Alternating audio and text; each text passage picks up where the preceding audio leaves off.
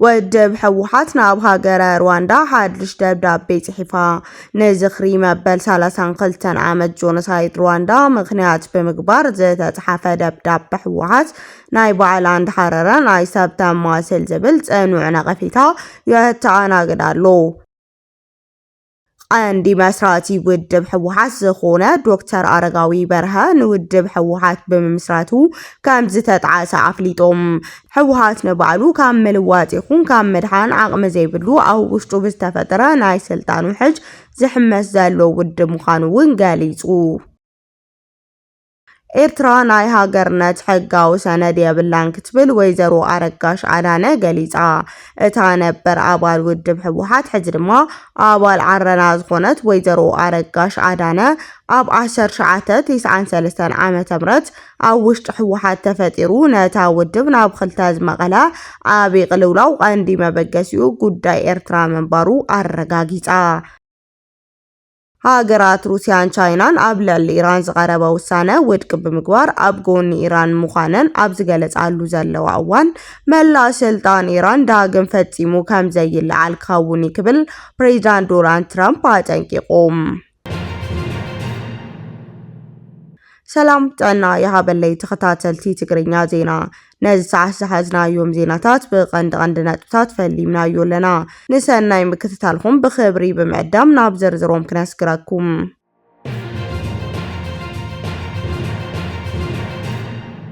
ውድብ ሕወሓት ናብ ሃገረ ሩዋንዳ ሓድሽ ደብዳቤ ጽሒፋ ሕወሓት መበል 32 ዓመት ዘኽሪ ጆኖሳይድ ሩዋንዳ ምኽንያት ብምግባር ንፕሬዚዳንት ሩዋንዳ ፖል ካጋሜ ናይ ደገፍ መልእኽቲ ልኢኹ።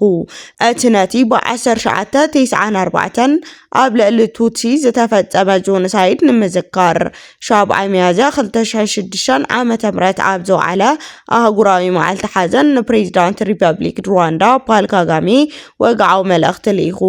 እቲ ብኣቦ እምበር ሕወሓት ደብረጽዮን ገብረ ሚካኤል ዝተልኣኸ ደብዳቤ ብሽም ህዝቢ ትግራይ ነቶም ኣብ ጆኖሳይድ ህይወቶም ዝሰኣኑ ልዕሊ 1 ሚልዮን ዜጋታት ዘለዎ ዓሚቕ ሓዘን ገሊጹ። ብተወሳኺ ሩዋንዳ ኣብ ትሕቲ መራሕቲ ፖል ካጋሜ ካብቲ ዝነበረቶ ናይ ጥፍዓት ዓቕሚ ወፂኣ ኣብ ሓድነትን ዕርቅን ሰላምን ተመስሪታ ሃገር ንምህናፅ ዝገበረቶ ዘድንቕ ጻዕሪ ንዓለም ትምህርቲ ዝህብ ምዃኑ ኣሚኑሉ። እቲ ደብዳቤ ምስቲ ናይ ሩዋንዳ ዝኽሪ ብምትሕጋዝ ህዝቢ ትግራይ እውን ኣብዚ ሕዚ እዋን ተመሳሳሊ ናይ ጆኖሳይድ ሓደጋ ይገጥሙ ከም ዘሎ ኣዘኻኺሩ። ፕሬዚዳንት ፖል ካጋሜ ኣብ ልዕሊ ህዝቢ ትግራይ ዝወርድ ዘሎ ግፍዒ ብግልፂ ብምኹናኖም ህዝቢ ትግራይ ዘለዎም ደገፍ ንምርኣዮም ሕወሓት ምስጋንኡ ኣቕሪቡሎ። እቲ ዝኽሪ እዚ ጽልኢ ምክፍፋል ውድቀት ኣህጉራዊ ማሕበረሰብ ዘስዕቦ ከቢድ ሳዕቤን መዘኻኸሪ ምዃኑ እቲ መግለፂ ይሕብር። ዝኾነ ይኹን ግፍዒ ንከይፈጸም ንምክልኻል ሰብኣዊ ክብሪ ንምሕላው ተሓታትነት ንምርጋጽ ዓለም ለኻዊ ቃልሲ ከም ዘድሊ ኣብቲ ደብዳቤ ይሕብር።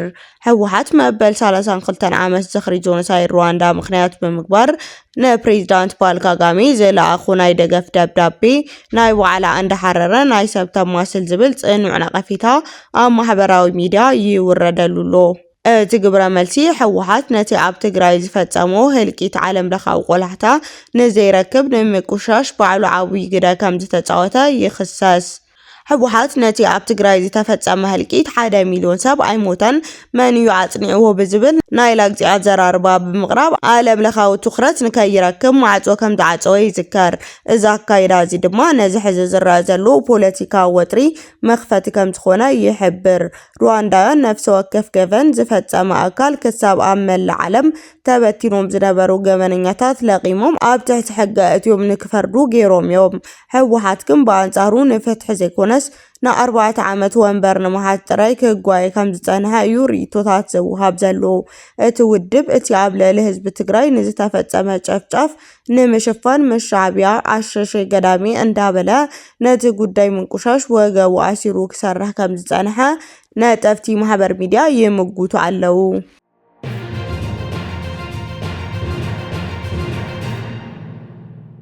ንውድብ ሕወሓት ምምስራቱ ከም ዝተጣዓሰ ኣረጋዊ በርሀ ገሊጹ። ሓደ ካብኣቶም ቀንዲ መስራቲ ህዝባዊ ወያነ ሓርነት ትግራይ ሕወሓት ዝኾነ ኣብዚ ሕዚ እዋን መራሒ ትግራይ ዲሞክራሲ ፓርቲ ትዴፓ ዝኾነ ኣረጋዊ በርሀ ሕወሓት ባዕላ መንታ ስብዕና ዘለዋ ውድብ ምዃና ብምግላጽ ነዚ ውድብ እዚ ብምምስራቱ ከም ዝተጣዓሰ ኣፍሊጦም። ኣረጋዊ በርሀ ዶክተር ምስ ኢቢሲ ኣብ ዝገበርዎ ቃለ መሕትት ሕወሓት ኣብ መጀመርታ ምስረትኡ ጀሚሩ ክልተ ዝተፈላለዩ ባህርታት ሒዙ ከም ዝተበተነ ክሳብ ሕዚ እውን ፀገም ከም ዝቐፀለ ገሊጾም። ሕወሓት ብሽም ዲሞክራሲ እንዳተፀውዑ ብተግባር ግን ፀረ ዲሞክራሲ ሓሳብ ንሓሳብ ናይ ምሙጋት ባህሪ ከም ዘይብሉ ሓቢሩ። እቲ ውድብ ንረብሓ ህዝቢ ትግራይ ጠጠው ዝበለ ይመስል እምበር በተግባር ግን ንረብሓ ውሑዳት መራሕትን ጉጅለን ዘቀድም ንህዝቢ ድማ ከም መሳርሒ ስልጣን ዝጥቀመሉ ምዃኑ ኣመልኪቱ። እቲ ኣብ በረኻ ዝተጀመረ ቃልሲ ንምፍታሕ ማዕርነት እኳ እተነበረ ሕወሓት ግን ስልጣን ምስ ሓዘ ነቶም ዝተቃለሰሎም ዕላማታት ብምጥላም ናብ ጨቁናን ዓፈናን ከም ዝተለወጠ ገሊጾም። ኣረጋዊ በርሀ ኣብ ዘረብኡ ነዚ ውድብ እዚ ካብቶም ዝመስረቱ ሰባት ሓደ ምዃነይ ሎሚ የጣዓሰኒ ክብል ብምረት ገሊጹ። እዚ ጣዕሳ እዚ ካብ ሕወሓት ኣብ ልዕሊ ህዝቢ ትግራይ መላእ ኢትዮጵያን ዘውረዶ ፖለቲካዊ፣ ቁጠባዊ፣ ማሕበራዊ ቅልውላው ዝነቐለ እዩ ኢሉ።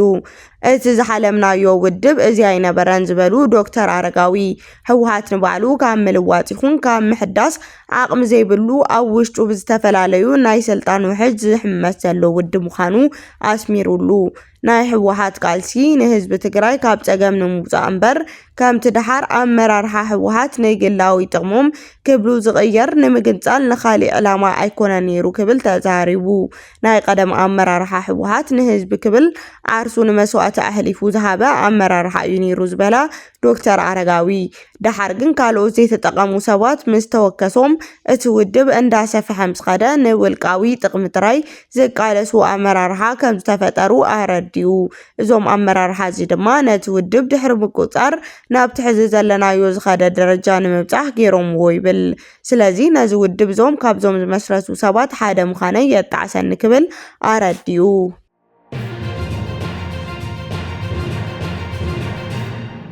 ኤርትራ ናይ ሃገርነት ሕጋዊ ሰነድ የብላን ክትብል ወይዘሮ ኣረጋሽ ኣዳነ ገሊፃ።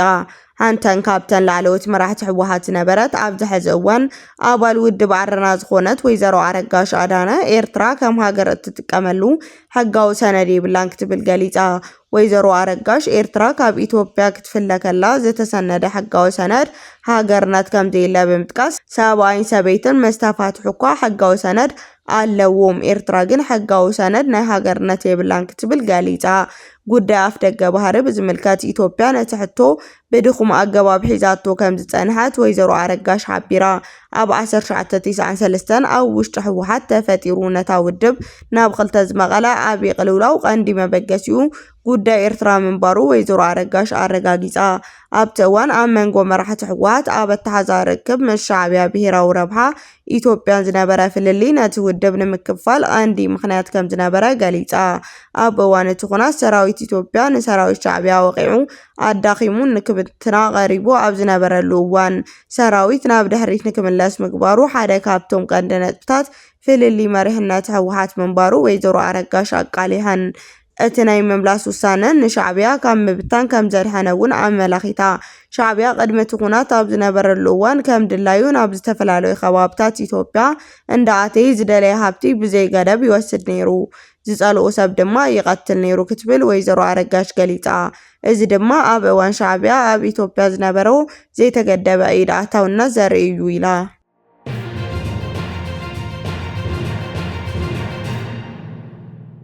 ፖሊስ ዞባ ማእከላይ ሓደ ብቅትለት ተፈሪዱ ዝተሰወረ እሱር ኣብ ቁፅጥር ከም ዝወዓለ ገሊጹ።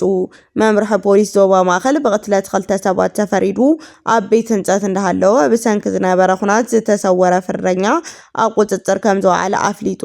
እቲ መብራህቶም ተክለጽዮን ኣለማየሁ ዝተባሃለ ውልቀ ሰብ ኣብ 2007 ዓመተ ምህረት ኣብ ወረዳ ሓይሊ ጣብያ ዳዕሮ ኣካባቢ ተልእኮ ተዋፊሮም ንዝነብሩ ክልተ ኣባላት ፖሊስ ብምቕታሉ ንቤት ፍርዲ ናይ ዕድመ ልክዕ ማሰርቲ ተፈሪድዎ ነይሩ።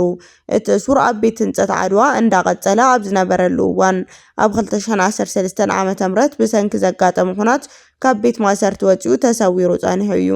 መንግስቲ ካብ ኣብያተ ማእሰርቲ ዝወፁ ፍርደኛታት ተታሒዞም ናብ ሕጊ ክምለሱ ብዝሕለፈ ውሳነ መሰረት ፖሊስ ምስ ሕብረተሰብ ብምትሕብባር ኣብ ዝገበሩ ክትትልን መፅናዕትን እቲ ውልቀ ሰብ ብመጋቢት 25/2018 ዓ.ም ሰዓት 7 ለይቲ ኣብ ቁፅጥር ውዒሉሎ። እቲ ፍርደኛ ኣብ ዝሕዚ እዋን ናብ ቤት ህንፀት ዓድዋ ተመሊሱ ከም ዘሎ ፖሊስ ዞባ ማእከላይ ኣረጋጊፁ። ኣብ ተመሳሳሊ ዜና ፖሊስ ከተማ እንዳባጉና ኣብ ዘካየዶ ፍሉይ ስርሒት ኣብ ቀበሌ 02 ናይ ዝተፈላለዩ ትካላት ውልቀ ሰብ መሰረት ልምዓት ዝኾኑ ሓፂር መፅናዕቲ ክዝዘኑ ዝርከበሉ 5 ተጠርጠርቲ ናብ ቁፅጥር ኣውዒሉሎ። እቶም ተጠርጣርቲ ናይ ቴሌ መብራህትን ሓዊሱ ናይ ዝተፈላለዩ መሰረተ ልምዓት ንብረታት ኣብ 2 ዓበይቲ ከዚኖም እንዳሃለው ዝተተሓዙ ኮይኖም ፖሊስ ምስቲ ጉዳይ ዝተኣሳሰረ ምርመራ ይገብር ከም ዘሎ ገሊጾም።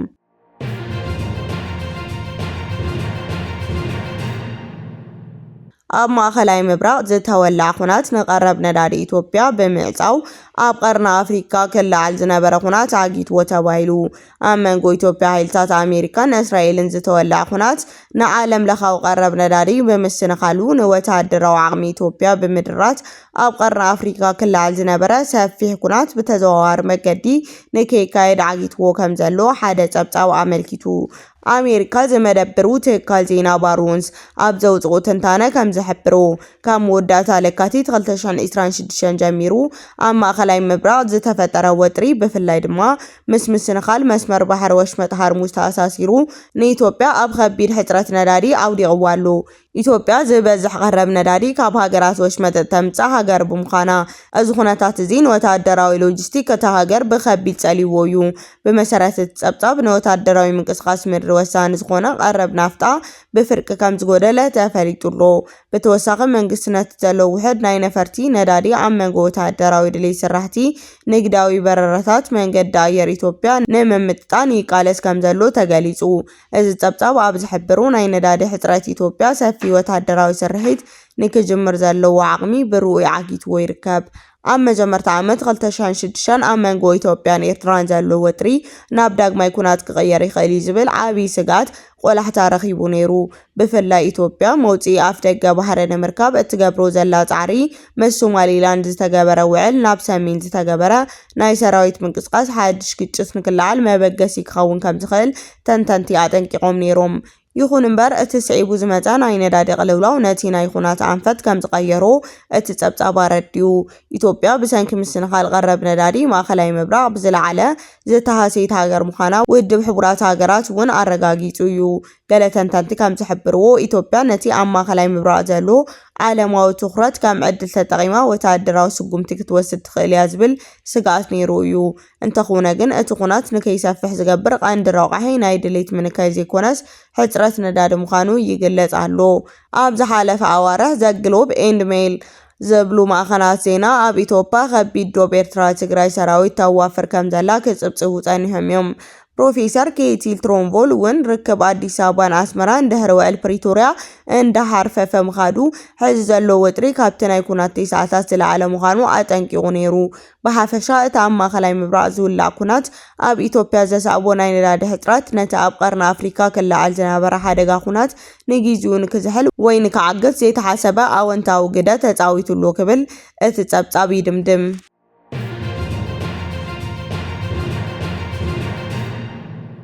ሃገራት ሩስያን ቻይናን ኣብ ልዕሊ ኢራን ዝቐረበ ውሳነ ውድቂ ብምግባር ኣብ ጎኒ ኢራን ምዃነን ተገሊጹ። ኣብ ዋና ቤት ጽሕፈት ውድብ ሕቡራት ሃገራት ዝተኻየደ ናይ ጸጥታ ቤት ምኽሪ ኣኼባ ሩስያን ቻይናን ኣብ ልዕሊ ኢራን ዝቐረበ ናይ ውሳነ ሓሳብ መሰል ድምፂ ብምጥቃም ውድቂ ገይረንዎ። እዚ ስጉምቲ እዚ ክልቲአን ሃገራት ንኢራን ዘለወን ጽኑዕ ደገፍ ስትራቴጂካዊ ምሕዝነት ዳግማይ ዘረጋግጽ ኮይኑሎ። ካብቶም 15 ኣባላት ቤት ምኽሪ ጸጥታ እቶም 11 ደገፎም ሂቦም ኣለው። ፓኪስታን ኮሎምቢያ ድማ ድምፂ ካብ ምሃብ ዝተዓቀባ ሃገራት እየን። እቲ ውሳነ ንክመሓላለፍ እንተወሓደ 9 ድምፂ ዘድልዮ ኮይኑ 11 ደገፍ እኳ እተረኸበ።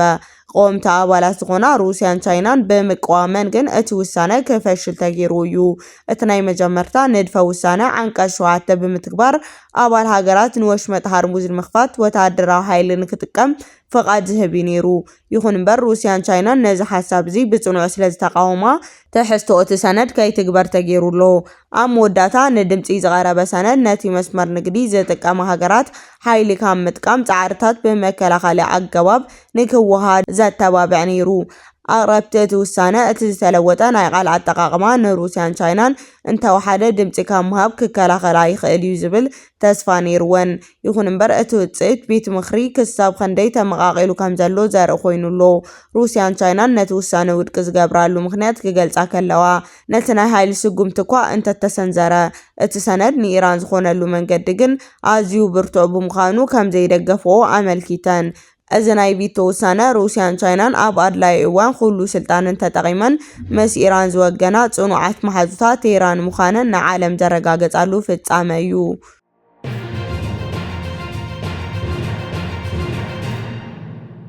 ክቡራትን ፍትዋትን ተኸታተልቲ ዜናታትና ነዚ ሰዓት ዘዳለናዮም ሓደሽቲ ምዕባለታትን እዋናዊ ሓበሬታታትን ኣብ ዝዛዚምና ኣለና ብምክትታልኩም ነመስግን